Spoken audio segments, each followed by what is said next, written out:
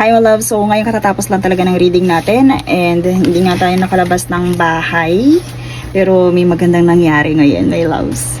So iligpit muna natin yung ating pinagtrabahuhan right now. My loves, masyado tayong naging busy pero merong magandang dumating ngayon. Ito yung magandang dumating my loves.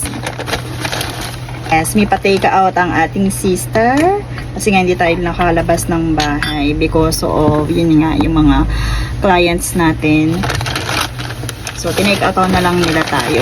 And syempre dahil nga sila yung lumabas kasi alam nila na release na ng Encore edition at wala pa ako nun my loves. Hindi ako yung nakabunot nito pero nananalig ako sa sister ko kasi my loves magandang bubunot yun. Dahil nung last time dun sa throwback edition, siya yung bumunot. And kumbaga walang magkakamuka. Pero may isa, nung ako bumunot, nagkaroon ng kamuka. Okay? So ngayon, let's see kung sino yung una niyang nabunot. Ito na siya. Meron na tayo Encore edition. So i-unbox na natin. Super worthy talaga ng araw na to kasi productive na tayo. Nagkaroon pa tayong pasalubong. Sino ka? Para alam ko na kung saan branch to. Ay, si Jean.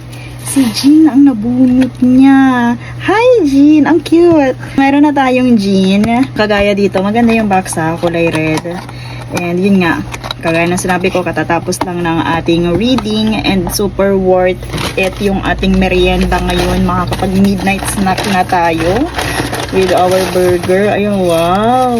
And french fries. Ayan. Thank you so much. And eto target natin ngayon my loves. Meron ako my loves na ibang video yung about doon sa paano ka mas makakatipid kung medyo nagsasawa ka na sa merienda.